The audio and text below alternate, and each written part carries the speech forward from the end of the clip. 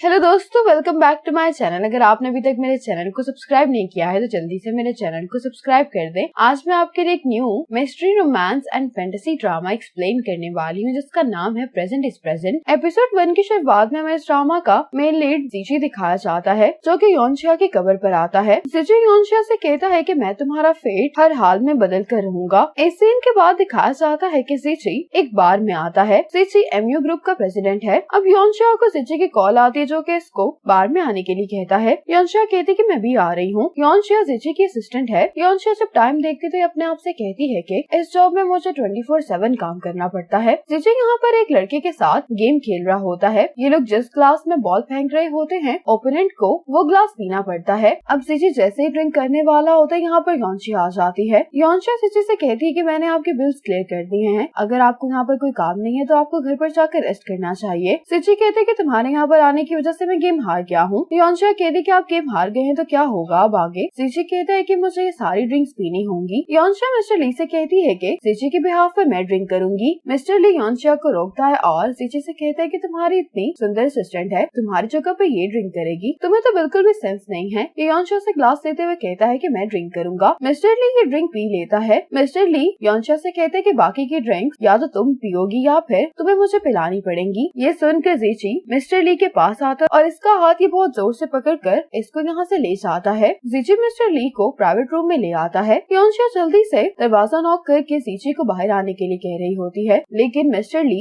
इस ड्रिंक की वजह से यहीं पर बेहोश हो जाता है। जीजी यही ड्रामा करने लगता है कि जैसे इसका मिस्टर ली का अंदर झगड़ा हो रहा है। जीजी की आवाज सुनकर योनशिया यहाँ पर जितने भी लोग होते हैं उन सबको यहाँ से जाने के लिए कहती है। योनशिया लिन्यू से कहती है कि तुम जाकर मैनेजर से इस रूम की कीज लेकर आओ। जीजी किसी को मैसेज करता है कि सीसीटीवी फुटेज चेक करो। कंट्रोल रूम में जो आदमी होते हैं वो कहते हैं कि प्राइवेट रूम में कुछ हो गया है, इसलिए ये लोग फौरन यहाँ से चले जाते हैं। इतने में यहाँ पर एक लड़की आती है जो कि आज की सीसीटीवी फुटेज अपनी यूएसबी में कॉपी करने लगती है। योनशिया जीजी से कह रही होती है कि बोर्ड मीटिंग ट्यूसडे को है तो आपको जज्बाती होकर कुछ भी नहीं करना चाहिए। जीजी तो दरवाजा खोल नहीं रहा होता। योनशिया एक ट्रे से इस दरवाजे को खोलने की कोशिश करती है, लेकिन इतने में ही जीजी भी दरवाजा खोल देता है जिसकी वजह से योनशिया की टक्कर जीजी से हो जाती है। योनशिया जब मिस्टर ली को देखते तो कहती है कि क्या ये ठीक है। जीजी कहते हैं कि तुम फिक्र नहीं करो, कुछ देर बाद ये बिल्कुल ठीक हो जाएगा। अब योनशिया जीजी के कपड़ों पर ड्रिंक फेंकने लगती है। जीजी कहते हैं कि ये तुम क्या कर रही हो। योनशिया इसको कहती है कि ड्रंक होने की एक्टिंग करो। अब योनशिया जीजी को यहाँ से ऐसे लेकर जाने लगती है और ये कंट्रोल रूम के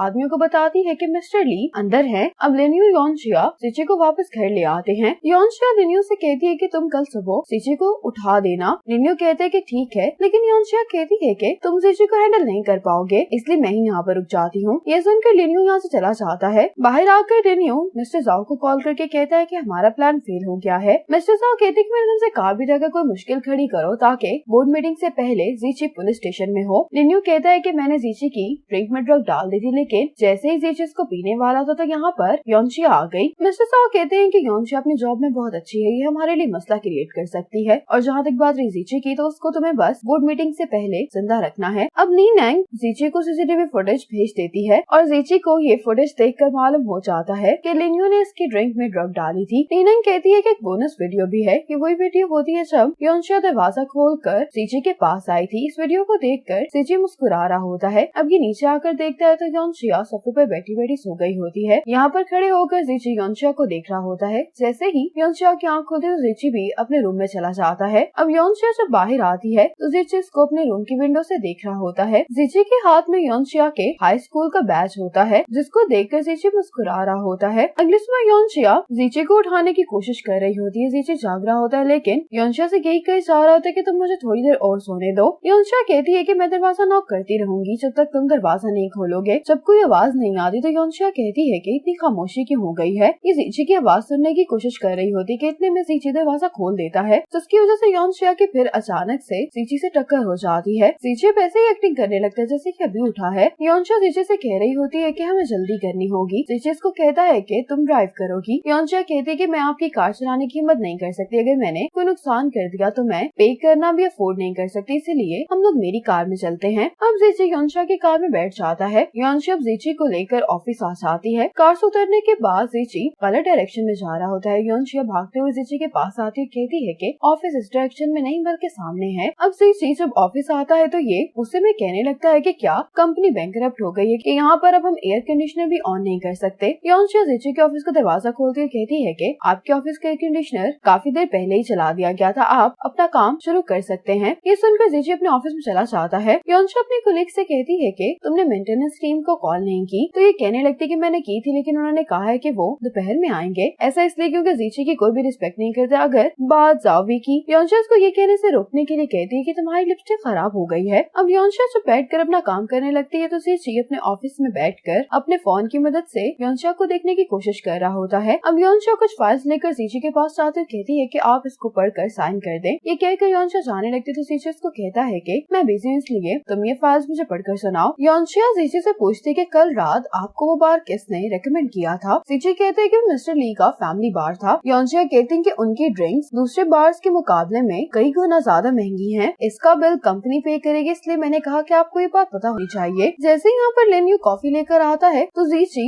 योनशा से कहता है कि तुम बस डॉक्यूमेंट पढ़ो। योनशा डॉक्यूमेंट पढ़ने लगती है। जीची नोटिस करता है कि योनशा ने हील्स पहनी हुई है, तो ये योनशा से कहता है कि तुम बैठकर इस डॉक्यूमेंट को पढ़ो, तुम मेरी लाइट को रोक रही हो। अब लिन यू भी यहाँ पर खड़ा होता है तो जीची लिन यू को घूरने लगता है, तो लिन यू फौरन यहाँ से चला जाता है। योनशा डॉक्यूमेंट पढ़कर जीची को सुना रही होती है, लेकिन जीची का सारा ध्यान योनशा पर होता है। कुछ देर बाद जीची योनशा को रुकने के लिए कहता है, फौरन से इस डॉक्यूमेंट पर साइन कर देता है। योनशा कहती है कि मुझे आज 2 घंटे पहले घर जाना है। जीची इसकी लीव कंफर्म कर देता है। जब योनशा बाहर आती है तो उसकी कोलीग कहती है कि जीची के लिए काम करना बहुत मुश्किल होगा ना। योनशा कहती है कि जीची ने मुझे अंदर इसलिए बुलाया था क्योंकि वो चाहता था कि मैं कुछ देर एयर कंडीशनर को एंजॉय कर सकूं। वैसे हमारे बॉस नाइस हैं, उन्हें काम करना इतना पसंद नहीं है, वैसे उनमें कोई खराबी नहीं है। योनशा इसको कुछ फाइल्स देती है कि मुझे आज जल्दी घर जाना है। योनशा की कोलीग कहती है कि आपको वाकई में घर जाकर रेस्ट करना चाहिए, आप बहुत थकी हुई लग रही हैं। ये सुनकर योनशा कहती है कि अगर मैं ऐसे ब्लाइंड डेट पर जाऊंगी तो बुरा तो नहीं लगेगा ना। इसकी कोलीग हैरान होते हुए कहती है कि ब्लाइंड डेट पर जा रही, तो योनशा इसको चुप करने के लिए कहती है और कहती है कि ये ब्लाइंड डेट मेरी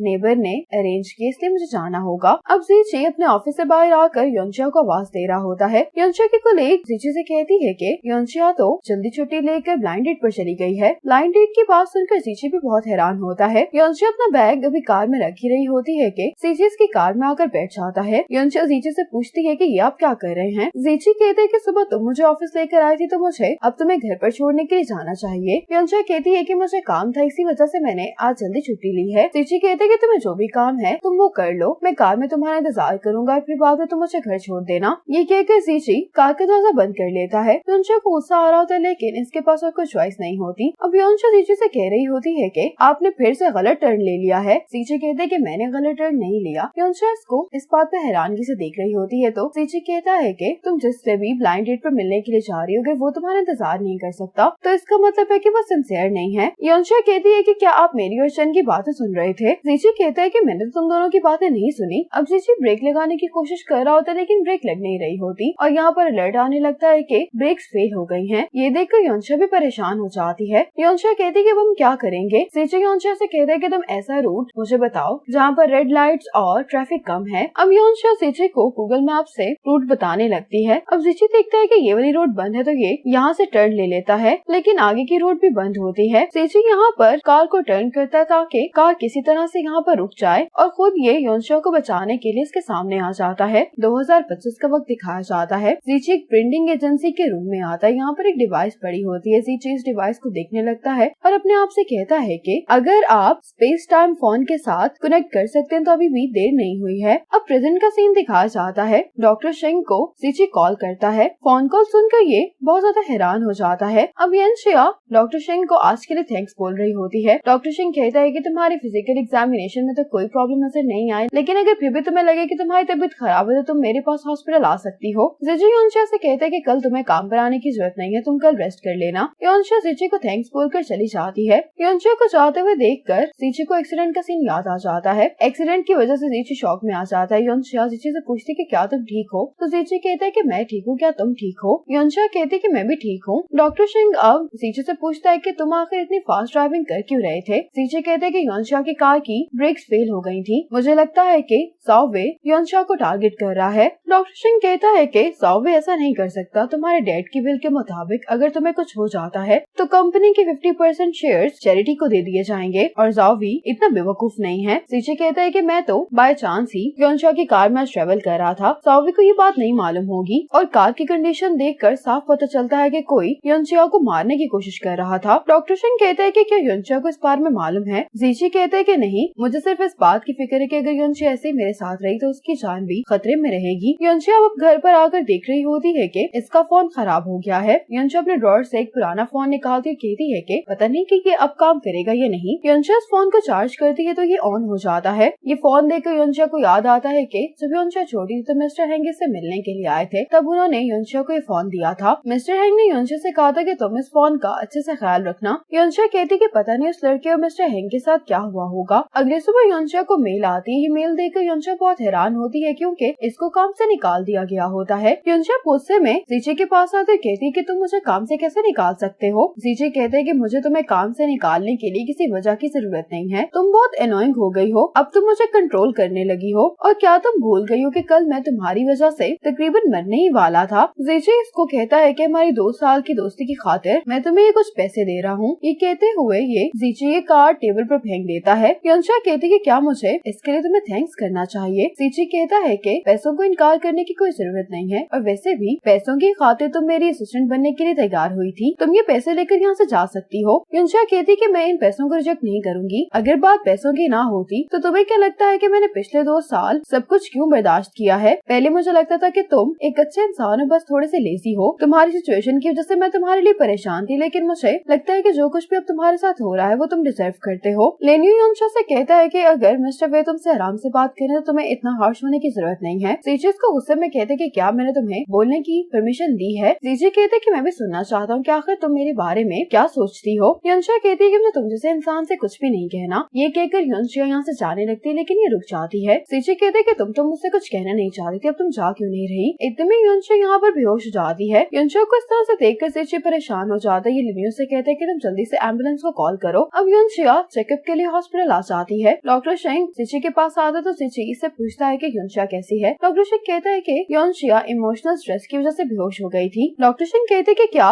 युनचिया की ये हालत भी जावे की वजह से है? जीजे कहते हैं कि नहीं, ऐसा मेरी वजह से है क्योंकि मैंने युनचिया को काम से निकाल दिया। ये सुनकर डॉक्टर शेंग बहुत हैरान होता है, कहता है कि बोर्ड मीटिंग से पहले तो तुम्हें केयरफुल रहना चाहिए, तुमने आखिर इसको काम से क्यों निकाला? जीजे कहते हैं कि तुम तो जावे को जानते हो, पैसों के खातिर कुछ भी कर सकता है। वो बोर्ड मीटिंग से पहले मुझे तो नहीं मारेगा लेकिन युनचिया को नुकसान पहुंचा सकता है। जीजे डॉक्टर शेंग से कहते हैं कि जब तक मैं जावे से डील नहीं कर लेता तुम कोशिश करो कि तुम हॉस्पिटल में युनचिया की टेक केयर करो। डॉक्टर शेंग कहते हैं कि ये तो आसान है, वो वीआईपी वार्ड में रह सकती है, लेकिन मुझे नहीं लगता कि युनचिया हॉस्पिटल में रुकने के लिए तैयार होगी। जीजे कहता है कि ये मैं तुम पर छोड़ रहा हूँ, तुम्हें युनचिया को हॉस्पिटल में रखना होगा। ये कहकर जीजे चला जाता है। अब युनचिया को होश आ जाता है। ये डॉक्टर शेंग से पूछती है कि मुझे क्या हुआ है। अब डॉक्टर शेंग इसको बताते हुए हेजिटेट कर रहा होता है। ये युनचिया के सामने ड्रामा करने लगता है। डॉक्टर शेंग कहता है कि तुम्हारे साथ कोई भी मसला नहीं है। युनचिया कहते हैं कि मैं बेहोश क्यों हुई थी। डॉक्टर शेंग कहता है कि तुम्हें बस रेस्ट करने की जरूरत है, लेकिन मैं तुम्हारी फैमिली को कैसे कांटेक्ट कर सकता हूँ? युनचिया कहती है कि मैं अकेली रहती हूँ, कोई भी बात है तुम मुझसे फ्रेंकली कर सकते हो। डॉक्टर शेंग कहता है कि तुम्हारे साथ कोई भी मसला नहीं है। युनचिया इसके हाथ से रिपोर्ट ले लेती है। इस रिपोर्ट में लिखा होता है कि युनचिया को पेनक्रेटिक कैंसर भी हो सकता है। डॉक्टर शेंग कहता है कि ये तुम्हारी मेडिकल रिपोर्ट नहीं है, लेकिन युनचिया कहती है कि मुझे कुछ टाइम के लिए अकेला रहना है। ये सुनकर डॉक्टर शेंग यहाँ से चला जाता है। ये रिपोर्ट देखकर युनचिया रो रही होती है। अब युनचिया को इस पुराने फोन पर एक कॉल आती है। फोन पर जो इससे बात कर रहा था वो पूछता है कि तुम युनचिया ही हो ना? तो युनचिया से पूछती है कि तुम कौन हो? युनचिया से कहता है कि तुम्हारा करंट टाइम 3 मार्च 2024 है ना? मैं तुम्हें एक बहुत इंपॉर्टेंट बात बताने वाला हूँ। 31 दिसंबर 2024 को तुम जीजी को ढूंढने के लिए लेक साइड होटल मत जाना। मैं जानता हूँ कि तुम्हें कुछ समझ नहीं आ रही, लेकिन तुम्हें मेरी बात पर यकीन करना होगा, वरना तुम्हारी जान भी खतरे में पड़ सकती है। युनचिया कहती है कि मेरी लाइफ पहले ही खतरे में है, इसलिए तुम मुझे कॉल नहीं करो, मेरे पास तो अपनी जान बचाने के लिए पैसे भी नहीं है। ये कहकर युनचिया कॉल बंद कर देती है। अब जीजी जावे के पास आता कहता है कि मुझे एक लिमिटेड एडिशन स्पोर्ट्स कार खरीदनी है, लेकिन आपके फाइनेंसर्स मुझे पैसे ही नहीं दे रहे। जावे कहता है कि ये कौन बेवकूफ लोग हैं, तुम इन्हें अभी फायर कर दो। ये जीजी से कहता है कि मैं ये कार तुम्हें कल खुद भिजवाऊंगा। जीजी कहते हैं कि ये कंपनी मुझे अपने डैड से मिली है, तो कंपनी के पैसे मेरे पैसे हैं। जावे कहते हैं कि दूसरे जो भी कहते तुम उसकी परवाह नहीं करो, बोर्ड मीटिंग के बाद तुम कंपनी को टेक ओवर कर लोगे तो फिर तुम्हें किसी की भी कोई बात नहीं सुननी पड़ेगी। जीजी कहता है लेकिन कंपनी को टेक ओवर करने के लिए मुझे जिंदा रहना होगा। जावे कहते हैं कि ये तुम कैसी बातें कर रहे हो। जीजी कहते हैं कि आप मेरे असिस्टेंट को जानते हैं ना, कल मैंने उसे कहा कि तुम मुझे घर पर छोड़ दो, लेकिन उसे अपनी ब्लाइंड डेट पर जाने की जल्दी थी, जिसकी वजह से हमारा एक्सीडेंट हो गया। जावे कहते हैं कि तुमने मुझे इस बारे में पहले क्यों नहीं बताया? तो जीजी कहता है कि मैंने बताया था, मैंने आज ही ऑफिस आ आकर यंशिया को काम से निकाल दिया है। लेकिन ये बात इम्पोर्टेंट नहीं है, मुझे अपने दोस्तों के साथ रेसिंग पार्टी पर जाना है, इसीलिए मुझे कार कब मिलेगी। सौवे कहते हैं कि तुम परेशान नहीं हो, मैंने तुम्हें कभी डिसअपॉइंट किया है। सीची कहता है कि अंकल आप तो बेस्ट हैं, ये कहकर यहाँ से चला जाता है। सौवे कहता है कि क्या ये वाकई में इतना बेवकूफ है या सिर्फ एक्टिंग कर रहा है। सौवे का असिस्टेंट कहता है कि मिस्टर वे की मौत को 11 साल बीत गए हैं, तभी से लिन यू सीची के साथ है, इसलिए मुझे यही लगता है कि युनशा को काम से निकालना सिर्फ एक इत्तेफाक है। आज सीची पार्टी पर आया होता है, युनशा से मिलने के लिए आती है। युनशा इसके पास आकर कहती है कि मुझे तुमसे बात करनी है। सीची अपने मन में कहता है कि ये यहाँ पर क्या करी, इसको तो हॉस्पिटल में होना चाहिए था। लिन्यू में युनशा को यहाँ पर देख लेता है। सीची कहता है कि क्या तुम यहाँ पर मुझे फंसाने के लिए आई हो। युनशा कहती है कि मैं यहाँ पर अपना बैंक कार्ड लेने के लिए आई हूँ, तो मैंने कहा था कि काम से निकालने के बदले में तुम मुझे कम्पनसेट करोगे। सीची बहुत गुस्से में लिन्यू से कहता है कि मैंने तो उसको काम से निकाल दिया था, फिर ये यहाँ पर क्या कर रही है। युनशा कहती है कि तुम मुझे पैसे दे दो, उसके बाद मैं वादा करती हूँ कि मैं यहाँ से चली जाऊंगी। सीची कहते हैं कि तुम यहाँ से चली जाओ। ये कहकर सीची पूल में स्विमिंग करने के लिए चला जाता है। इतने में ही मिस्टर ली युनशा के पास आ जाता है, कहने लगता है कि मुझे एक असिस्टेंट की जरूरत है, अगर तुम्हें पैसे चाहिए तो तुम मेरे लिए काम कर सकती हो। लेकिन युनशा इसको इग्नोर करके सीची से ही पैसे मांग रही होती है। मिस्टर ली का युनशा के पास आना सीची को अच्छा नहीं लगता। ये युनशा से कहता है कि तुम्हें पैसे चाहिए ना तो मेरे पास आ, मैं तुम्हें बताता हूँ कि तुम्हें कैसे पैसे मिल सकते हैं। युनशा जब इसके पास आती है तो सीची इसको पूल में धक्का दे देता है। ये देखकर सभी काफी ज्यादा हैरान हो जाते हैं। सीची से पूछता है कि तुम्हें किससे अपने आप को बचाने के लिए पैसे चाहिए। युनशा इसको बता देती है कि मुझे कैंसर है, इसीलिए मुझे पैसों की जरूरत है। युनशा से रिक्वेस्ट करने लगती है कि मुझे अपने इलाज के लिए पैसे चाहिए। सीची कहते हैं कि मुझे तुम्हारी बात पर यकीन नहीं है। ये कहकर सीची पूल से बाहर आ जाता है। युनशा इसके पीछे आती और कहती है कि पैसे लेने के लिए क्या करना होगा। सीची युनशा से कहता है कि तुम्हें ये पूरी बोतल पीनी होगी, फिर मैं तुम्हें पैसे दे दूंगा। युनशा ये ड्रिंक पीने लगती है। युनशा को पीता हुआ देखकर सीची को याद आता है कि लिन्यू इसके पास बहुत सारी एम्प्लॉयज की प्रोफाइल लेकर आता है इसकी असिस्टेंट बनने के लिए। इन सभी प्रोफाइल्स में से सीची की नजर युनशा की प्रोफाइल पर पड़ती है और उसको याद आता है कि अपनी टीन एज में सीची ने खुदकुशी करने की कोशिश की थी, लेकिन उसी टाइम पर युनशा इसके घर पर आकर दरवाजा नॉक कर रही होती है। युनशा इसके लिए डम्पलिंग्स लेकर आई होती तो सीची कहता है कि मुझे स्पाइसी वाले डम्पलिंग्स खाने हैं। इसकी आवाज सुनकर युनशा कहती कि तुमने तो मुझे डरा दिया था कि तुमने मुझे छोड़ दिया है। सीची युनशा से सॉरी करता है और कहता है कि मैं तुमसे वादा करता हूँ कि मैं तुम्हें कभी भी नहीं छोड़ूंगा। ये याद आने के बाद सीची युनशा को अपनी असिस्टेंट के तौर पर चूज कर लेता है। जब युनशा अपने जॉब पर पहले दिन आकर अपना इंट्रोडक्शन सीची से करवाते तो सीची कहता है कि मैं जानता हूँ मैंने तुम्हारा बहुत देर इंतजार किया है।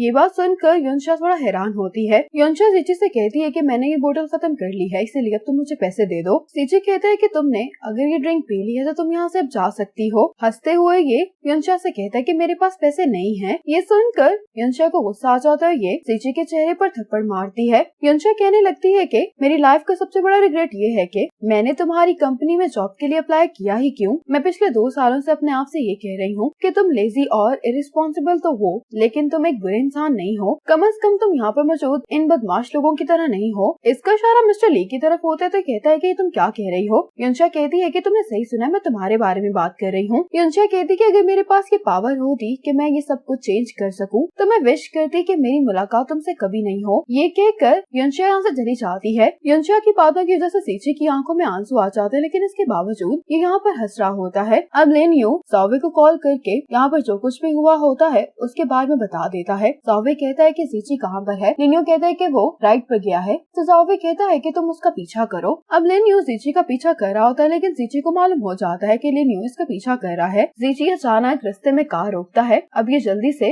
लिन्यू को कार से आकर निकालता है। सीची लिन्यू को मारने लगता है तो लिन्यू कहता है कि मैं आपका पीछा कर रहा था क्योंकि मुझे आपकी फिक्र हो रही थी, आप मुझे गलत समझ रहे हैं। इसकी ये बात सुनकर सीची कार से इसका फोन पकड़ता है जिस पर ये सौवे से बात कर रहा होता है। सीची सौवे से कहने लगता है कि मुझे नहीं मालूम था कि तुम मेरे और युनशा के रिलेशनशिप में इतने इंटरेस्टेड होगे। सौवे कहता है कि तुम्हारे पास मुझसे इस तरह से रूडली बात करने के लिए 2 दिन का वक्त है। बोर्ड मीटिंग के बाद तुम्हारे डैड की विल भी तुम्हें प्रोटेक्ट नहीं कर सकेगी। मैं भी देखना चाहता हूँ कि तुम फिर कैसे सरवाइव करोगे। शायद तुम्हें एक बात नहीं मालूम कि तुम्हारे डैड की मौत भी एक्सीडेंट नहीं थी। दिखाया जाता है कि युनशा को हॉस्पिटल में जिसकी कॉल आई होती है वो जीची की होती है। एक्चुअल में जीची ने फ्यूचर से युनशा को कॉल की होती है। जब युनशा कॉल बंद कर देती तो जीची अपने आप से कहता है कि मैं युनशा को कैसे यकीन दिलाऊं कि जो मैं कह रहा हूँ वो सच है। अब प्रेजेंट का सीन दिखाया जाता है। लिन्यू सौवे से कह रहा होता है कि मुझे तो नहीं लगता कि जीची हॉस्पिटल युनशा से मिलने के लिए जा रहा है। सौवे कहता है कि फिर भी तुम इस पर नजर रखो। अब जीची देख लेता है कि लिन्यू इसका पीछा कर रहा है। जीची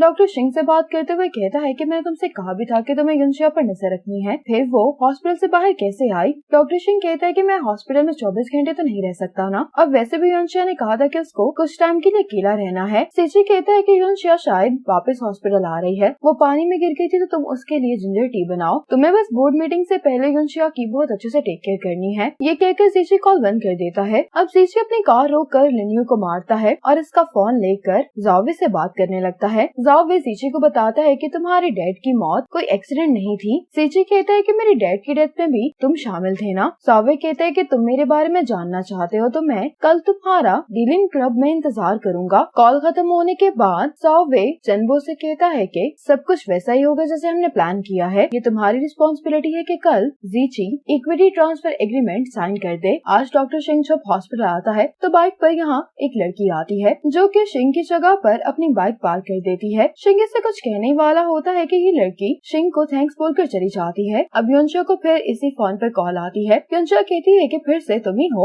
योनशा को बताता है कि तुम असल में बीमार नहीं हो, तुम्हारी असल मेडिकल रिपोर्ट शिंगनैन के पास है। योनशा कहती है कि तुम्हें इन बातों के बारे में कैसे मालूम है। फ्यूचर वाला जीचीस को कह रहा होता है कि एक और बात है जो मैं तुम्हें बताना चाहता हूँ, उससे पहले तुम वेरीफाई भी कर सकती हो कि मैं सच बोल रहा हूँ या नहीं। तुम वेरीफाई करने के बाद डिसाइड करना कि तुम्हें मुझ पर यकीन करना है या नहीं। जीचीस को आज निकलने वाली लॉटरी का नंबर बताता है। योनशा कहती है कि मैं जानती हूँ कि मेरी बॉडी के साथ मसला, लेकिन मेरा दिमाग बिल्कुल ठीक काम कर रहा है। जीची कहता है कि तुम्हें मुझ पर यकीन करना होगा। ये इसको आज के डेलिंग क्लब के बारे में भी कुछ बताने वाला होता है, लेकिन इनकी कॉल डिस्कनेक्ट हो जाती है। योनशा अपनी मेडिकल रिपोर्ट लेकर डॉक्टर सिंह के पास आती है, पूछती है कि मेरे साथ आखिर क्या मसला है। सिंह कहते हैं कि तुम बिल्कुल ठीक हो। तो योनशा कहती है कि इन दोनों रिपोर्ट में से असली कौन सी है। सिंह सोचने लग जाता है कि इसको योनशा को बताना चाहिए या नहीं। योनशा कहती है कि किसी को इस तरह से बेवकूफ बनाना रूल्स के खिलाफ है, मैं अभी तुम्हें रिपोर्ट कर देती हूँ। ये सुनकर सिंह कहता है कि मैं तुम्हें सब कुछ एक्सप्लेन कर सकता हूँ। योनशा कहती है कि मैं जानना चाहती हूँ कि आखिर तुमने मेरी फेक रिपोर्ट क्यों बनाई। सिंह कहते है कि मैं कसम खाता हूँ कि मैंने हॉस्पिटल में तुम्हें सिर्फ तुम्हारी सेफ्टी के लिए ही रोका है।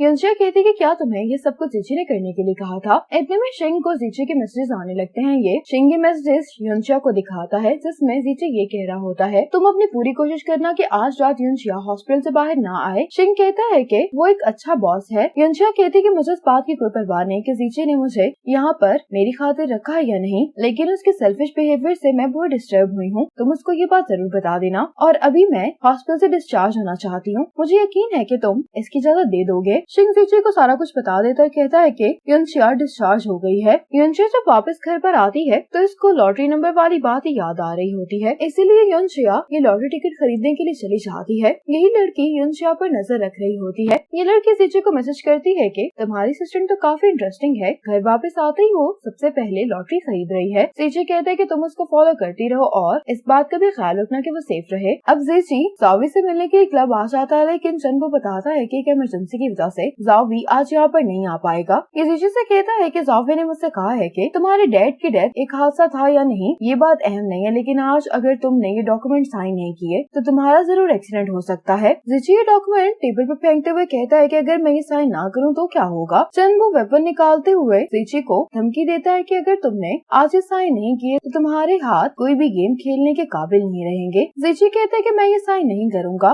दूसरी तरफ योनशा अब जीतने वाली लॉटरी का नंबर देख रही होती है। योनशा बहुत ज्यादा खुश हो जाती है कि फाइनली इसने लॉटरी जीत ली है, लेकिन अचानक अपने आप से कहती है लेकिन उसको कैसे मालूम था कि जीतने वाला नंबर यही है, आखिर वो है कौन। योनशा कहते है कि लास्ट में वो डेलिन क्लब के बारे में कुछ कहना चाह रहा था। अब योनशा डेलिन क्लब आ जाती है और ये अपने आप से कह रही होती है कि यहाँ पर आखिर क्या होने वाला है। योनशा यहाँ पर जीची को देख लेती है। ये आदमी जीची को मारते हुए इस कार में बिठाने की कोशिश कर रहे होते हैं। ये देखकर योनशा फौरन जीची के पास आती है और इन सभी आदमियों की आंखों पर ये अपना पेपर स्प्रे करने लगती है। स्प्रे करने के बाद योनशा जल्दी से जीची का हाथ पकड़कर उसको यहाँ से लेकर भागने लगती है। इन आदमियों ने इन दोनों को चारों तरफ से घेर लिया होता है। योनशा कहती कि मेरे पास सेल्फ डिफेंस किट है। इतने में एक आदमी योनशा को मारने के लिए करीब आता है, लेकिन जीची योनशा को बचा लेता है। जीची और इन आदमियों की फाइट शुरू हो जाती है। इतने में यहाँ पर नीनेंग आ जाती है जो कि जीची से कहती है कि तुम दोनों यहाँ से चले जाओ, यहाँ पर सब कुछ मैं हैंडल कर लूंगी। जीची योनशा को यहाँ से लेकर जाने लगता है तो योनशा कहती है कि ये कौन है। जीची कहता है कि ये अहम नहीं है, ये क्या योनशा को यहाँ से ले जाता है। जीची योनशा को बाइक पर बिठाता है और उसको यहाँ से लेकर चला जाता है। योनशा अपने आप से सवाल कर रही होती है कि वाकई में ये वही जीची है जिसको मैं जानती हूँ। अब रास्ते में एक कार खड़ी होती है, इस कार से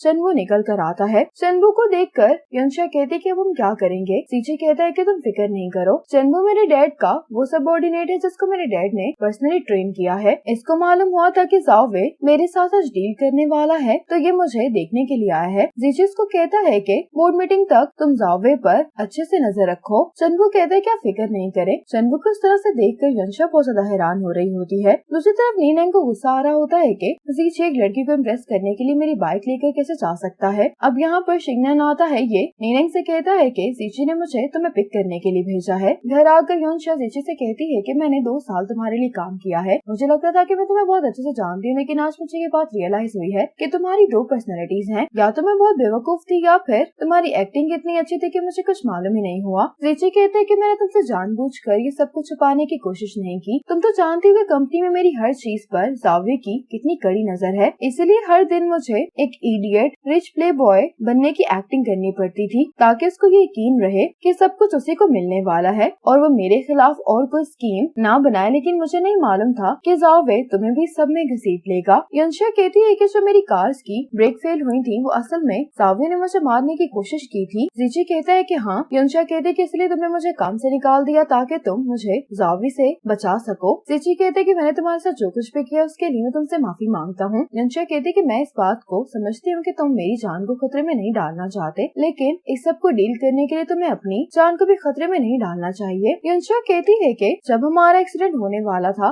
तो कोई भी ड्राइवर स्टीयरिंग व्हील को टर्न करके आने वाले खतरे से अपनी कार को बचाने की कोशिश करता है, लेकिन तुमने ऑपोजिट किया और डायरेक्टली तुमने बैरियर को हिट कर दिया। जीजे कहते हैं कि तुम्हें क्या लगता है कि आखिर मैंने ऐसा क्यों किया था। यंशा कहती है कि तुम जिसकी केयर करते तुम उसको प्रोटेक्ट करने की कोशिश कर रहे थे। ये सुनकर जीजी मुस्कुराने लगता है। यंशा कहती है कि मैं इस बात को लेकर बहुत क्यूरियस हूँ कि तुम जानते थे कि जावे तुम्हें नुकसान पहुंचाने वाला है, लेकिन उसके बावजूद तुम आज उससे मिलने के लिए क्यों गए। जीजी कहता है कि अगर आज मुझसे मिलने के लिए नहीं जाता तो वो कुछ न कुछ जरूर करता और जो लोग मेरे लिए बहुत खास हैं वो उन्हें भी नुकसान पहुंचा सकता था। यंशा कहती है कि मुझे नहीं मालूम था कि डॉक्टर सिंह तुम्हारे लिए इतना अहम है। ये बात सुनकर जीजी इरिटेट हो जाता है कि यंशा को अभी भी कुछ समझ में नहीं आ रहा। जीजी यंशा से कहता है कि मैंने ये सब कुछ तुम्हारे लिए किया है। ये सुनकर यंशा बहुत हैरान होती है। जीजी यंशा से कहता है कि मैं तुम्हें पसंद करता हूँ। यंशा को याद आता है कि जीजी पहले भी इसको एक दफा डिनर के लिए इनवाइट कर चुका है। ये याद आने के बाद यंशा जीजी से कहती है कि तुम्हें अपनी एक्टिंग की इतनी आदत हो गई है कि तुम इस तरह के मजाक दूसरों के साथ करने लगे हो, लेकिन मैं तुम्हें ये बता रही हूँ कि तुम इस तरह की बातें मजाक में नहीं कह सकते। मुझ पर तो इस तरह की ट्रिक्स तुम ट्राई भी नहीं करना, मैं इसमें नहीं फंसने वाली। जीजी कहता है कि मैं झूठ नहीं बोल रहा तुमसे। यंशा अपनी लॉटरी टिकट निकाल कर देखती है तो ये खराब हो चुकी होती है। यंशा इसको दिखाती है कि मेरी लॉटरी टिकट पर तुम्हारे ब्लड का स्टेन लग गया है, तुम्हारी वजह से मेरी दूसरी लाइफ खराब हो गई है। यंशा अपनी लॉटरी को लेकर ही बहुत ज्यादा अपसेट हो जाती है। अब जीजी को याद आता है कि जब ये अपनी लाइफ पर गिव अप करने वाला था तो यंशा ने इसके लिए कुछ नोट लिखा था कि तुम अपने आप पर इतनी आसानी से गिव अप नहीं कर सकते, तुम्हें बेहतर बनने की कोशिश करनी चाहिए, वक्त पर भरोसा करो, तुम अपनी लाइफ को फिर से शुरू कर सकते हो। जीजी यंशा को देखते हुए कह रहा होता है कि क्या तुम्हें ये बात मालूम है कि तुम्हारे आ जाने की वजह से मेरी लाइफ में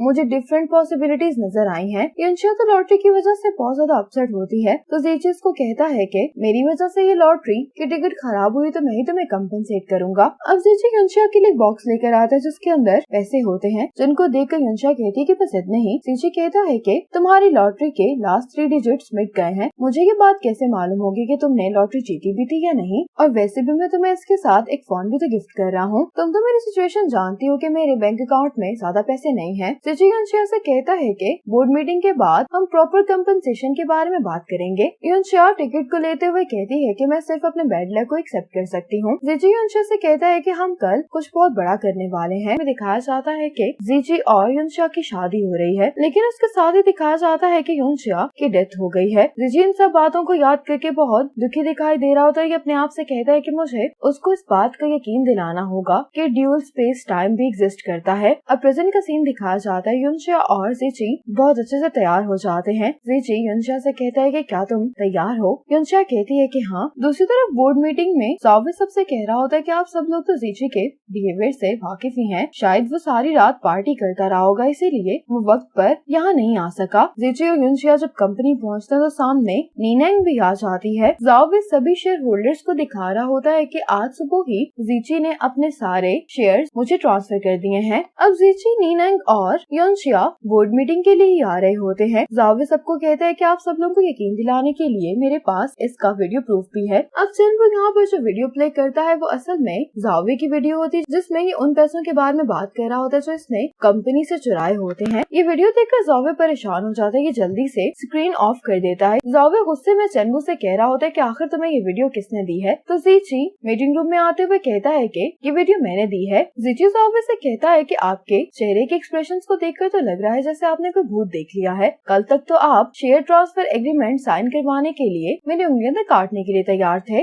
ज़ावे इन सब की तरफ इशारा करते हुए कहता है कि तुम सब लोग ज़ीची की साइड पर हो और तुम सब लोगों ने मिलकर मुझे फंसाया है। ज़ीची कहता है कि कंपनी के सीनियर्स ने ये सब कुछ कंपनी के फायदे के लिए किया है और इन्होंने मेरे डैड की विल के मुताबिक कंपनी को टेक ओवर करने के लिए मुझे सपोर्ट किया है। ज़ीची सभी शेयर होल्डर्स को कहता है कि ज़ावे ने किस तरह से कंपनी के फंड चुराए, इस सब के एविडेंस मैंने आप सब लोगों को ईमेल कर दिए हैं, आप सब लोग चेक कर सकते हैं। ज़ीची कहते हैं कि मैं कंपनी में कुछ चेंजेस के बारे में अनाउंस करना चाहता हूँ। नीनांग अब से R&D डिपार्टमेंट की हेड होगी। ज़ीची कहता है कि योनशिया अब से कंपनी के पब्लिक रिलेशंस की डायरेक्टर है। ज़ीची अब नीनांग से कहता है कि एविडेंस चेक करने के लिए तुम बाकी शेयर होल्डर्स को अपने साथ ले जाओ। नीनांग जब इनको लेकर चली जाती है तो ज़ावे गुस्से में कहता है कि मुझे तुम्हें पहले ही मार देना चाहिए था। ज़ीची कहते हैं कि जब से मेरे डैड की डेथ हुई मैं तब से ही तुम्हें बर्दाश्त कर रहा हूँ। मेरे डैड की डेथ से पहले आखिरी कॉल तुम्हारी ही थी। तुमने आखिर फोन पर मेरे डैड से क्या बात की थी? ज़ावे कहता है कि सिर्फ एक फोन कॉल थी, तुम इससे कुछ भी साबित नहीं कर सकते। ज़ीची कहता है कि तुम्हारा क्या मतलब है? ज़ावे कहता है कि तुम्हें क्या लगता है कि मुझे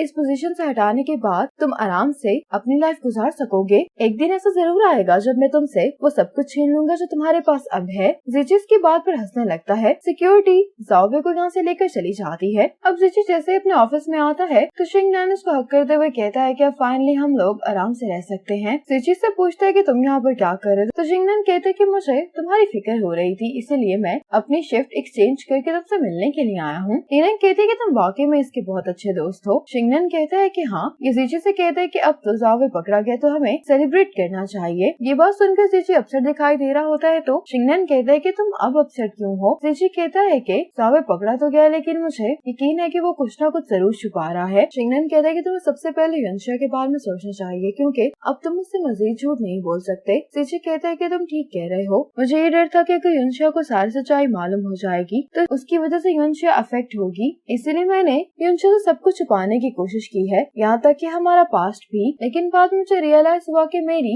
इस सोच की वजह से मैंने योनशिया की विशेष को कभी भी कंसीडर नहीं किया। मेरी खुदगर्जी की वजह से उसका सपना भी टूट गया। मुझे आज भी याद है कि योनशिया ने अपने इंटरव्यू में कहा था कि क्राइसिस खत्म होने के बाद जो सेटिस्फेक्शन की उसको फीलिंग मिलती है उससे वो बहुत अच्छी लगती है। अब चूंकि सब कुछ ठीक हो गया है तो मैं जहाँ तक मुमकिन हो सकेगा उसके सपने को पूरा करने की कोशिश करूंगा और आहिस्ता आहिस्ता मैं योनशिया को अपने बारे में भी याद दिलाने की कोशिश करूंगा। अब ज़ीची को चेंबू की कॉल आती है। शिंगनान से पूछता है कि क्या हुआ है तो ज़ीची कहता है कि ज़ावे भाग गया है। ज़ीची कहता है कि ज़ावे के पीछे भी जरूर कोई है। नीनांग कहती है कि मैं ज़ावे को जल्द से जल्द ढूंढने की कोशिश करती हूँ। अब ज़ीची योनशिया से कहता है कि क्या तुम्हें पब्लिक रिलेशंस में काम करना अच्छा नहीं लगता? योनशिया कहती है कि मुझे अच्छा लगता है। ज़ीची कहता है कि फिर तुम रिजाइन क्यों कर रही हो? योनशिया कहती है कि तुम्हारी वजह से। ज़ीची हैरान होते हुए कहता है कि मेरी वजह से? योनशिया कहती है कि तुम एक अच्छे इंसान हो लेकिन मुझे जॉब से निकालने की कंपनसेशन के तौर पर मैं किसी डिपार्टमेंट की डायरेक्टर नहीं बनना चाहती। तुमने ये फैसला लेने से पहले मुझसे एक दफा भी नहीं पूछा। बिल्कुल वैसे ही तुमने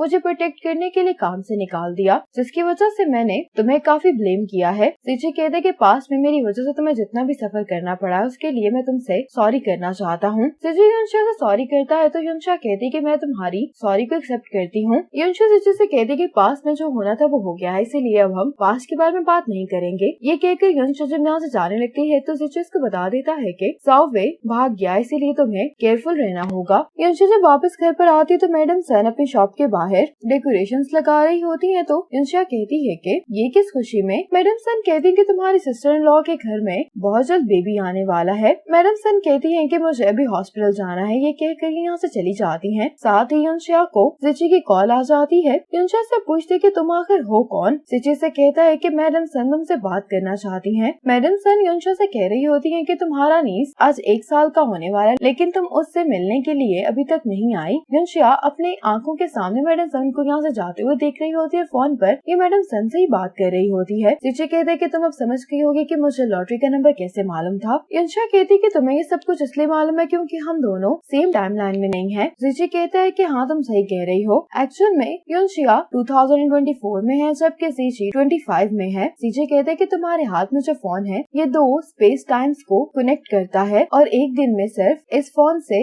आप एक ही दफा कांटेक्ट कर सकते हैं। युनशिया से पूछती है कि आखिर तुम हो कौन। जीची कहता है कि मैंने तुमसे कहा है कि मैं तुम्हें नुकसान नहीं पहुंचाऊंगा। अगर तुम्हें मेरी बात पर यकीन है तो तुम एमयू कंपनी को नहीं छोड़ो, चाहे कुछ भी हो जाए तुम जीची के साथ रहना। युनशिया कहती है लेकिन क्यों, मैंने अभी रिजाइन किया है। साथ ही ये कॉल बंद हो जाती है। अगली सुबह युनशिया जीची के पास वापस आ जाती है। जीची युनशिया से कहता है कि मुझे बहुत खुशी है कि तुम वापस आ गई हो। युनशिया कहती है कि मैं पीआर डायरेक्टर की जॉब को एक्सेप्ट करती हूँ। युनशिया जीची से कहती है कि पब्लिक का तुम्हारे बारे में जो ओपिनियन है उसको बदलने के लिए तुम्हें सबसे पहले अपना ड्रेसिंग स्टाइल चेंज करना होगा। अब अपनी कंपनी का सीईओ बनने के बाद जीची इंटरव्यू देता है। अब हर जगह यही न्यूज चल रही होती है कि जीची ने ऑफिशियली आज अपनी कंपनी को टेक ओवर कर लिया है। अब जीची युनशिया को अपने साथ पेट खरीदने के लिए लेकर आता है। जीची तो डिसाइड ही नहीं कर पा रहा होता कि ये क्या लेना चाहता है। युनशिया को कहीं पर जाना होता है, इसलिए ये जीची को डिफरेंट ऑप्शन दे रही होती है कि तुम्हें ये बाय कर लेना चाहिए। जीची युनशिया से कहता है कि मैं ये बर्ड ले रहा हूँ। युनशिया जीची की पिक्चर खींचती है और कहती है कि अब मेरा काम खत्म हो गया तो मैं घर वापस जा सकती हूँ। ये कहकर युनशिया चली जाती है। अब युनशिया कैफे आ जाती है। जीची भी ऊपर बैठा इसको देख रहा होता है। जीची कहता है कि ये पैरेट बिल्कुल वैसा ही दिखाई देता है जैसा हमारे पास बचपन में था। फिर आखिर युनशिया ने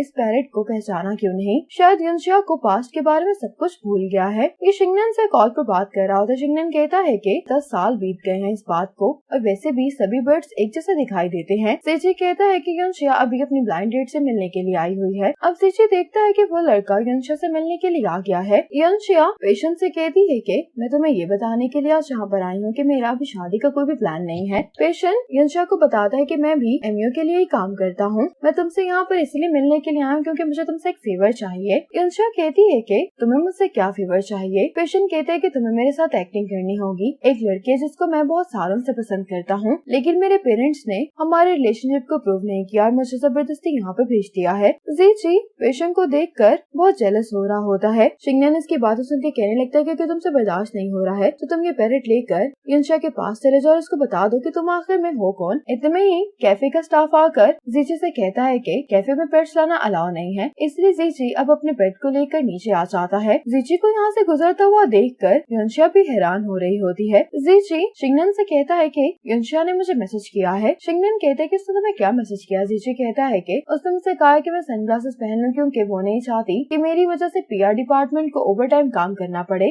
शिंगनन कहता है कि इसका मतलब है कि वो तुम्हारी वजह से शर्मिंदा हो रही है। जीची कहते हैं कि नहीं, मैंने आज ही दोपहर को एक इंटरव्यू दिया है, उसे बस ये फिक्र है कि अगर मेरी इमेज खराब हो गई तो कंपनी को नुकसान होगा। जीची शिंगनन से कहता है कि जब सही वक्त आ जाएगा तो मैं अपनी असल आइडेंटिटी के बारे में युनशिया को बता दूंगा। वापस घर आने के बाद जीची युनशिया के हाई स्कूल के ही नेम प्लेट को देख रहा होता है। इसको याद आने लगता है कि जूनियर हाई स्कूल के टाइम पर कुछ लोग युनशिया को तंग कर रहे थे और युनशिया इनसे बचने के लिए जीची के घर पर आ जाती है। युनशिया जीची को बताती है कि मैं नीचे ही रहती हूँ, मुझे इस मुश्किल से बचाने के लिए तुम्हारा शुक्रिया। युनशिया जीची को अपना नाम बताती है तो यहाँ पर एक पैरेट होता है जो कि युनशिया का नाम बार बार लेने लगता है। युनशिया कहती है कि मैं जानती हूँ कि तुम मिस्टर हेंग के बेटे हो, उन्होंने तुम्हारे बारे में कई बार बात की है, तुम्हारा नाम क्या है? जीची इसकी किसी भी बात का जवाब नहीं देता। युनशिया कहती है कि फिर मैं तुम्हें ब्रदर ही कह लेती हूँ। जीची अपने आप से कहता है कि युनशिया क्या तुम वाकई में मुझे भूल गई हो? फ्यूचर वाला जीची ये न्यूज देख रहा होता है। एक इंडिविजुअल ने मिलियन युआन प्राइज जीता है पर वो अपना प्राइज रिसीव करने के लिए नहीं आया। इस न्यूज को देखने के बाद जीची को 2024 की कुछ मेमोरीज याद आती हैं, जिसके बाद ये लॉटरी टिकट को देखते हुए कहने लगता है कि युनशिया ने मेरी बात का यकीन कर लिया। इस बात पर जीची इमोशनल हो जाता है और अपने आप से कहने लगता है कि चीजें चेंज हो रही हैं। अब प्रेजेंट का टाइम दिखाया जाता है कि जीची का इंटरव्यू काफी वायरल हो गया है। उसके बाद जीची की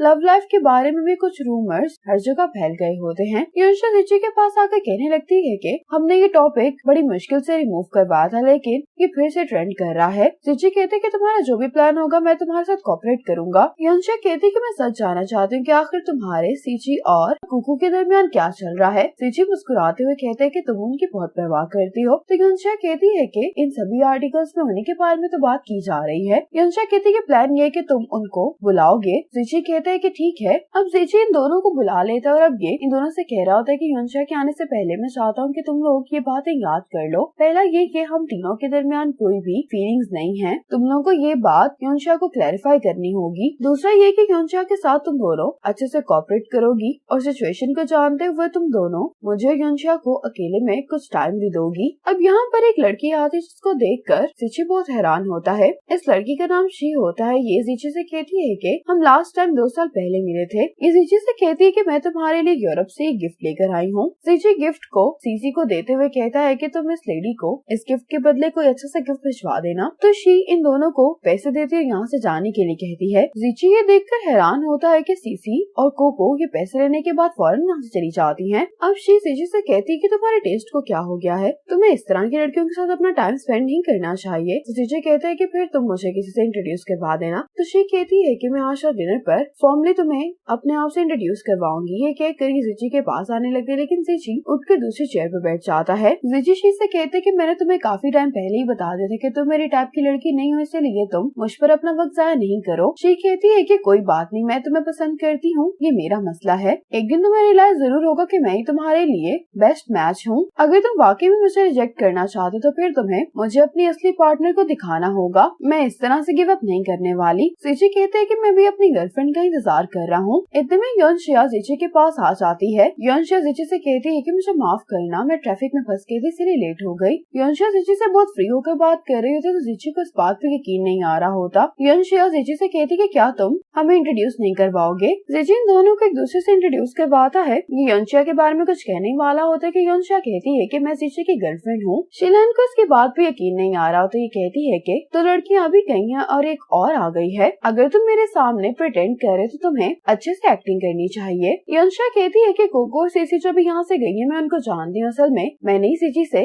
उनको यहाँ पर बुलाने के लिए कहा था क्योंकि मैं उन्हें कुछ क्लियर करना चाहती थी, लेकिन मैंने नहीं सोचा था कि मेरी मुलाकात यहाँ पर एक और सरप्राइज गेस्ट से हो जाएगी। शिलान इससे कहती कि क्या तुम भी एमयू कम्युनिकेशन से हो। जिची कहता है कि ये मेरी असिस्टेंट है, लेकिन योनशिया अपने रिलेशनशिप को प्राइवेट ही रखना चाहती क्योंकि अगर कंपनी में हमारे रिलेशनशिप के बारे में दूसरों को मालूम हो जाएगा तो चीजें थोड़ी कॉम्प्लिकेटेड हो जाएंगी। शिलान कहती है कि कुछ दिनों में मेरे डैड मेरे आने की खुशी में पार्टी ऑर्गेनाइज कर रहे हैं। अगर तुम दोनों के पास टाइम है तो तुम उस पार्टी में जरूर आना। जिची योनशिया से कहते कि क्या तुम जाना चाहती हो। योनशिया जाना तो नहीं चाहती होती, लेकिन ये जिची से कहती है कि तुम डिसाइड करोगे। तो जिची शिलन से कहता है कि हम दोनों जरूर आएंगे। अब जिची योनशिया को यहाँ से लेकर चला जाता है। योनशिया जिची से कहती है कि ये सब क्या था। ये कहते हुए ये जिची से अपना बैग वापस लेती है। तो जिची कहते है कि मैं तो तुम्हारे साथ एक्टिंग कर रहा था। योनशिया कहती है कि मैंने जिस एक्ट्रेस को हायर किया था वो यहाँ पर नहीं आ सके, इसीलिए मुझे खुद आना पड़ा। जिची कहते है कि तुमने भी एक्टिंग काफी अच्छे से की है, लेकिन मैं तुम्हें ये बात बताना चाहता हूँ कि तुम्हें शिलान को लेकर थोड़ा केयरफुल रहना होगा क्योंकि वो सीसी और कोको से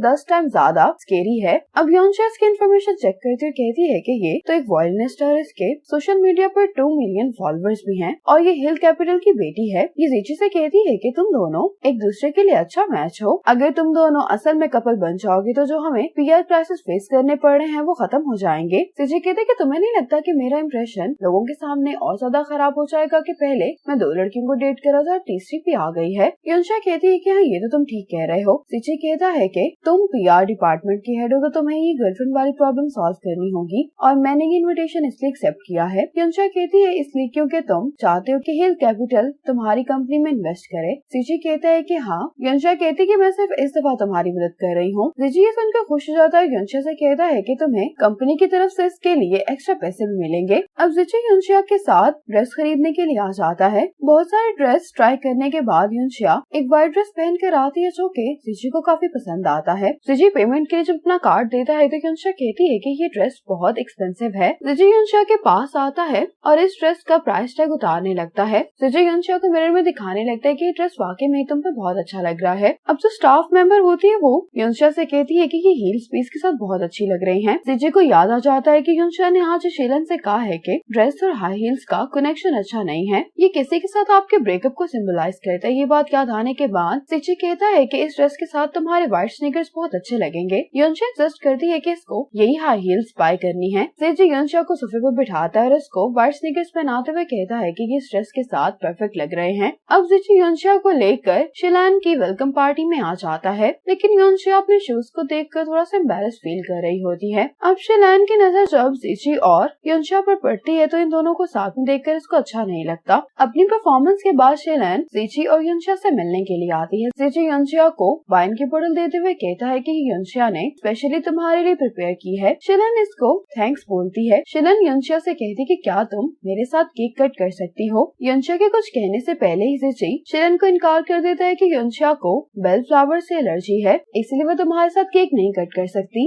अब यहाँ पर जितने भी लोग मौजूद होते हैं वो युनशिया को देखकर बातें करने लगते हैं कि ये तो जिची की असिस्टेंट थी और इसने अपनी ट्रिक से जिची को फंसा लिया है। ये बात सुनकर युनशिया को बहुत बुरा लग रहा होता है। जिची इन सबसे कहते हैं कि आप लोग ये डिस्कस कर रहे हैं कि मैं युनशिया के साथ क्यों हूँ, लेकिन ये सवाल ही गलत है। आप सब लोगों को तो ये पूछना चाहिए कि इतनी अच्छी लड़की ने मुझे चूज क्यों किया। और जहाँ तक बात रही मेरी, एक अच्छा फैमिली बैकग्राउंड होने के अलावा मेरे में ज्यादा अच्छी कोई क्वालिटी नहीं है। जिची कहते कि तुम सब लोग ये कह रहे हो कि युनशिया ने पैसों की खातिर मुझे चूज किया है। युनशिया जिची को रोकने की कोशिश कर रही होती, लेकिन जिची इन सब लोगों से कहता है कि तुम लोगों के पास जो कुछ भी अपनी फैमिलीज की वजह से है, लेकिन क्या तुम लोगों ने कभी एक यौन भी अपनी मेहनत से कमाया है? युनशिया ने आज तक जितने भी पैसे कमाए हैं सिर्फ अपनी मेहनत से कमाए हैं, इसलिए तुम लोगों के पास उसको जज करने का कोई भी हक नहीं है। जिची कहते कि मैंने इसको बहुत मुश्किल से चेस किया, इसलिए अगर तुम लोगों की बातों की वजह से इसने मुझे छोड़ दिया तो मैं भला फिर किसको ब्लेम करूंगा। जिची कहता है कि आज इस इवेंट पर मैं आप सबसे फॉर्मली अपनी गर्लफ्रेंड को इंट्रोड्यूस करवाता हूँ। ये मेरी गर्लफ्रेंड युनशिया है। जिची से ये सब बातें सुनकर युनशिया बहुत हैरान दिखाई दे रही होती है।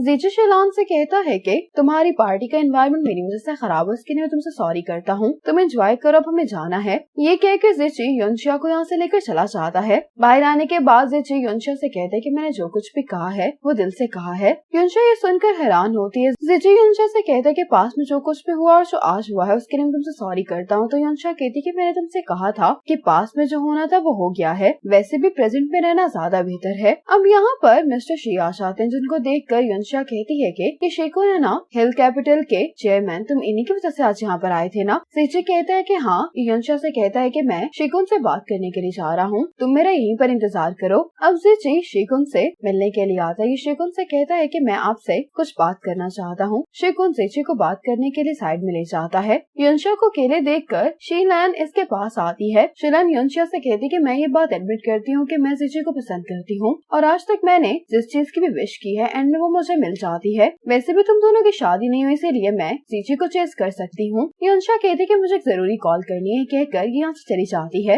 अब युनशिया इसी फोन से कॉल करती है, कहती है कि पहले तुम्हें मेरे सवाल का जवाब देना होगा, फिर तुम कुछ कहना। ये कहते है कि पूछो। युनशिया कहती कि तुमने एक जगह का नाम लेकर मुझसे कहा था कि मुझे वहाँ पर नहीं जाना, क्या वहाँ पर मेरे साथ कुछ होने वाला है? फ्यूचर वाला जिची कहते है कि हाँ। युनशिया कहती है कि वो जगह कौन सी है? जिची कहता है कि 31 दिसंबर 2024 को लेक साइड होटल। युनशिया कहती है कि मैं अभी लेक साइड होटल में ही हूँ। ये सुनकर जिची परेशान हो जाता है। युनशिया से कहता है कि तुम्हें फौरन इस जगह से निकलना होगा। जिची कहता है कि तुम्हारी डेथ इस ड्यूल स्पेस टाइमलाइन फोन से रिलेटेड है, इसलिए तुम्हें किसी को भी इस फोन के बारे में नहीं बताना। इतने में ही कॉल बंद हो जाता। मिस्टर शी जिची से कहते हैं कि मैं तुम्हारे डैड का पुराना दोस्त हूँ, इसीलिए फंडिंग में मैं तुम्हारी मदद कर सकता हूँ। ये सुनकर जिची मिस्टर शी को थैंक्स बोलता है। अब युनशिया जिची की कार में आकर बैठ जाती है। अब युनशिया जिची को मैसेज करती है कि मुझे एक जरूरी काम है, इसलिए मैं पहले जा रही हूँ। अब युनशिया के सामने एक आदमी पर नजर पड़ती है जो कि जावे होता है। युनशिया इसको देखकर छुप जाती है। युनशिया देखती है कि जावे होटल के अंदर जा रहा है। ये देखकर युनशिया जल्दी से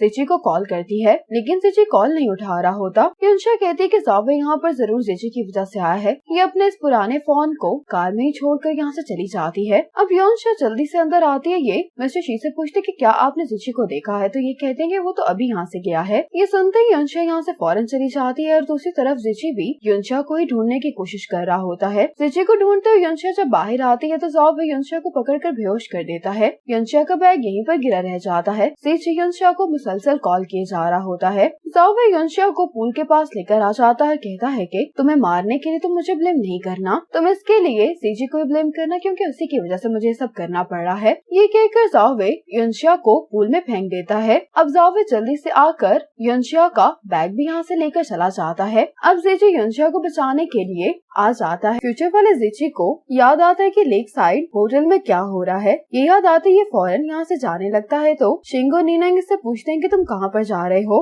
जिची कहता है कि मैं युनशिया के पास जा रहा हूँ। ये दोनों इसको जाने से रोकते हुए कहते हैं कि युनशिया की डेथ को पूरा 1 साल बीत गया है। ये बात सुनकर जिची शॉक में आ जाता है। नीनांग कहती है कि 22 मार्च 2024 को युनशिया को मार दिया गया था। अब सीची को याद आता है कि 1 साल पहले युनशिया इसी दिन जब अपने घर गई थी तो उसको किसी ने मार दिया था। ये याद आते ही सीची अपने आप से कहते हैं कि ये नामुमकिन है। सीची कहने लगता है कि युनशिया की डेथ का टाइम चेंज हो गया है, लेकिन इसके बावजूद भी युनशिया मर गई है। आखिर ऐसा क्यों हो रहा है, मुझे ध्यान से सोचना चाहिए। सीची अब टाइम को देखते हुए कहता है कि मेरे पास अभी भी 2 घंटे हैं। अब सीची युनशिया को हॉस्पिटल ले आया होता है। युनशिया को जब होश आता तो सीची युनशिया से कहता है कि अब सब ठीक हो गया, तुम्हें डरने की जरूरत नहीं है। इतने में नीनंग भी युनशिया से मिलने के लिए आ जाती है। उससे पूछती है कि अब तुम कैसा फील कर रही हो। युनशिया कहती है कि मैं ठीक हूँ। अब नीनंग युनशिया को एक वीडियो दिखाती है। सीची जैसे ही युनशिया को ढूंढते हुए पूल के पास आता है तो युनशिया को पूल में देखकर बहुत ज्यादा डर जाता है। फौरन से युनशिया को बचाने के लिए पूल में छलांग लगा देता है। ये वीडियो देखने के बाद युनशिया सीची को देखने लगती है। सीची नीनंग से पूछती है कि क्या तुम्हें मालूम हुआ कि युनशिया को पूल में किसने धक्का दिया था। नीनंग कहती है कि वो फुटेज गायब है जिसमें युनशिया को पूल में धक्का दिया गया है। हम डेटा रिकवर करने की कोशिश कर रहे हैं। युनशिया कहती है कि इन्वेस्टिगेशन करने की कोई जरूरत नहीं है, ऐसा जावे नहीं किया होगा। जावे का नाम सुनकर नीनंग थोड़ा सा हैरान होती है तो युनशिया उसको बताती है कि जब मैं होटल से जा रही थी तो मैंने जावे को बैक डोर से होटल में एंटर होते हुए देखा था। सीची कहते कि फिर क्या हुआ। युनशिया कहती है कि मैंने तुम्हें कॉल की लेकिन तुमने मेरी कॉल नहीं उठाई। मुझे डर था कि जावे तुम्हारे पास आ जाएगा, इसीलिए तुम्हें ये बात बताने के लिए मैं तुम्हें ही ढूंढने के लिए वापस आई थी। युनशिया सीची से पूछती कि तुमने मुझे कैसे ढूंढा। सीची कहते कि तुमने मुझे मैसेज भेजा था, इसीलिए मैं भी यहाँ से जाने ही वाला था, लेकिन मुझे गार्ड ने बताया कि उसने तुम्हें अभी कुछ देर पहले पार्किंग एरिया में देखा है। वो तो वापस जाने वाली थी लेकिन अचानक ही वो होटल आ गई। ये सुनकर सीची युनशिया को ढूंढते हुए पूल तक आ जाता है। युनशिया परेशान हो जाती है कि इसका फोन तो अभी भी कार में ही है। युनशिया सीची से पूछती है कि तुम अपनी कार वापस लेने के लिए लेक साइड होटल कब जा रहे हो, मैं भी तुम्हारे साथ जाऊंगी। ये सुनकर सीची इनकार कर देता है और नीनंग से कहता है कि कार भी तुम ही वापस ले आना। नीनंग सीची को ओके कहकर यहाँ से चली जाती है। अब नीनंग जब वापस आती है तो शीनन इसी का इंतजार कर रहा तो कहता है कि तुमने फिर मेरा पार्किंग एरिया ऑक्यूपाई किया हुआ है। नीनंग इसको सीची की कार की देते हुए कहती है कि तुम्हारी दोस्त ने तुम्हें कार वापस लाने के लिए कहा है लेक साइड होटल से। ये कहकर नीनंग इसकी कार में बैठ जाती है तो शिंगनन कहते हैं कि तुम क्या कर रही हो, इस कार से बाहर निकलो, ये मेरी कार है। नीनंग इसको कहते हैं कि तुम जाकर कार लेकर आओ। ये कहकर नीनंग यहाँ से चली जाती है। अब शिंगनन जब होटल से कार को लेकर जाने वाला होता है तो युनशिया के उसी फोन पर कॉल आ रही होती है। शिंगनन ये फोन निकाल कर देखने लगता है। शिंगनन ये कॉल अटेंड करता है लेकिन आगे से कोई भी जवाब नहीं देता। दूसरी तरफ सीची युनशिया को हॉस्पिटल से घर लेकर आता है। युनशिया सीची को बाय करके अपने घर में चली जाती है। सीची और युनशिया एक साथ एक दूसरे को बुलाते हैं। सीची युनशिया से कहता है कि तुम होटल वापस क्यों आई थी, क्या तुम्हें डर नहीं लग रहा था। युनशिया कहती है कि हाँ मुझे लग रहा था। सीची कहते कि फिर तुम वापस क्यों आई। युनशिया कहती है कि मुझे इस बात का डर था कि तुम खतरे में पड़ जाओगे। अब सीची को शिंगनन की कॉल आती है जिसको कहता है कि युनशिया के फ्रेंड की कॉल आई थी और उसने युनशिया को घर जाने से मना किया है। इतने में ही सीची युनशिया के घर पर किसी को देखता है तो ये फौरन से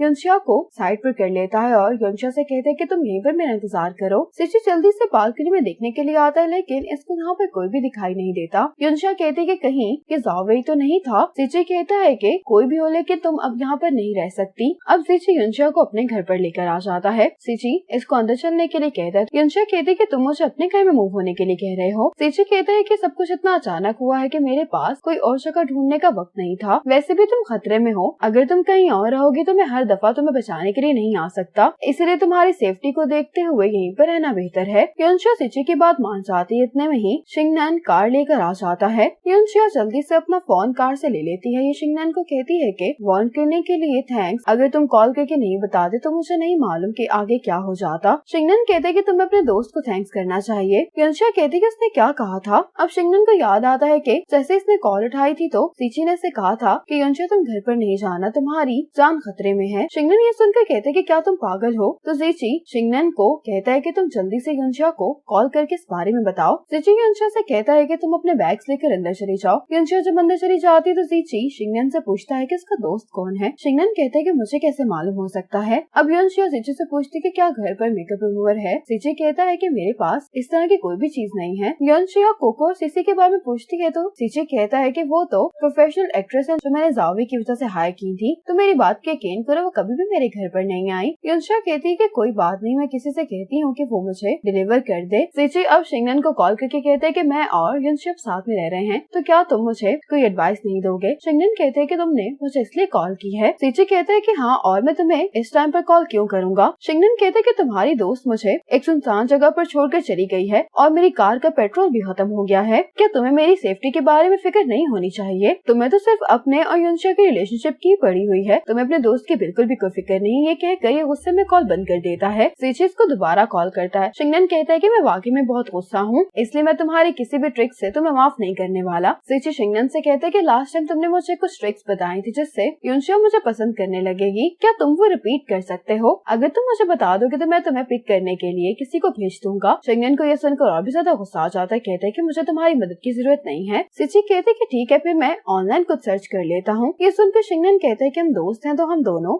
इतनी सी बात पर नाराज तो नहीं हो सकते। शिंगनन जीची से कहता है कि तुम आहिस्ता से युनशा के पास जाना और उसके कान के करीब तुम आहिस्ता से एयर ब्लो करना। इसके बाद तुम उससे पूछना क्या तुम्हें ये अच्छा लगा। अब शिंगनन की एडवाइस सुनने के बाद सीची युनशा के पास आ जाता है, लेकिन युनशा इसको अचानक देखकर शॉक हो जाती है, जिसकी वजह से इसके हाथ से अंडा नीचे गिर जाता है। युनशा जब ये उठाने लगती है तो सीची युनशा के करीब आकर इसके कान में एयर ब्लो करता है। युनशा एक बार फिर से शॉक हो जाती है कि आखिर सीची के कर क्या रहा है। सीची कहने वाला होता है कि क्या तुम्हें ये अच्छा लगा, तो युनशा इसको कहती कि क्या तुम पागल हो गए हो। युनशा गुस्से में सीची से कहने लगती है कि तुम्हारी वजह से फ्लोर गंदा हुआ, इसीलिए तुम्हें इसको साफ करना चाहिए। ये कहकर गुस्से में युनशा यहाँ से चली जाती है। सीची भी ये देखकर हैरान हो रहा होता है और अपने आप से कहता है कि क्या मैंने इस ट्रिक को गलत तरीके से किया है। अब ये दोनों जब डिनर के लिए टेबल पर बैठे होते हैं तो सीची यही सोच रहा होता है कि इसको क्या करना चाहिए, क्या ये अभी भी मुझ पर गुस्सा है, जबकि युनशा ये सोच रही होती है कि ये मुझे घूरे क्यों जा रहा है। सीची कहते हैं कि मैंने फर्स्ट टाइम किसी के लिए इस तरह से डिनर बनाया, इसीलिए मैं तुम्हारे लिए ज्यादा कुछ प्रिपेयर नहीं कर सका। युनशा कहती है कि तुम दूसरी बार मुझे ये बताने की कोशिश कर रहे हो कि तुम्हारे घर पर रुकने वाली पहली पर्सन मैं ही हूँ। ये सुनकर सीची को याद आने लगता है कि पास्ट में भी युनशा सीची के पास आती कहती कि क्या मैं आज रात तुम्हारे घर पर रुक सकती हूँ, क्योंकि कर्ज वापस लेने वाले अभी भी मेरे घर के सामने हैं। सीची युनशा को रुकने की परमिशन दे देता है। सीची कहता है कि तुम फर्स्ट नहीं बल्कि हमेशा से ही तुम ही रही हो। ये बात सुनकर युनशा थोड़ा सा हैरान होती है। अब युनशा भी नूडल्स खाने लगती है तो सीची को याद आता है कि जब युनशा इसके घर पर रुकी थी तब इसने सीची के लिए नूडल्स बनाए थे, और सिर्फ युनशा एक ही दफा नहीं बल्कि कई दफा डिफरेंट रीजंस की वजह से सीची के घर पर रुकी है। सीची युनशा के लिए अपने घर की चाबी मेल बॉक्स के पीछे रख देता है। युनशा सीची को थैंक्स बोलती है तो सीची कहता है कि ये सिर्फ नूडल्स का एक बाउल ही तो है। युनशा कहती है कि मैं तुम्हें इसलिए थैंक्स नहीं कर रही, मुझे अब ये बात मालूम हो गई है कि तुमने हमेशा से ही मुझे प्रोटेक्ट करने की अपनी पूरी कोशिश की है। ये सुनकर सीची को खुशी होती है। सीची शावर लेते हुए शिंगनन की बताई हुई ट्रिक की प्रैक्टिस कर रहा होता है। प्रैक्टिस करने के बाद सीची अपने आप से कहता है कि मुझे शिंगनन पे यकीन नहीं करना चाहिए था, उसने मुझसे झूठ बोला है। सीची जब शावर लेकर आ जाता है तो इसको निनंग का मैसेज आता है कि डेटा रिकवर हो गया है और युनशा को धक्का जावे नहीं दिया था। अब सीची निनंग की भेजी हुई सीसीटीवी फुटेज देखने लगता है। निनंग सीची से कहती है कि जावे ने होटल में एक प्राइवेट रूम बुक किया था, वो वहाँ पर किसी का इंतजार कर रहा था, लेकिन वो पर्सन उससे मिलने के लिए नहीं आया। सीची कहता है कि जावे युनशा पर 2 दफा हमला कर चुका है, आखिर ये क्या करने की कोशिश कर रहा है। ये पार्ट यहीं पर खत्म हो जाता है। आगे ड्रामे में क्या होने वाला है ये जानने के लिए देखिए नेक्स्ट पार्ट। तब तक के लिए स्टे कनेक्टेड।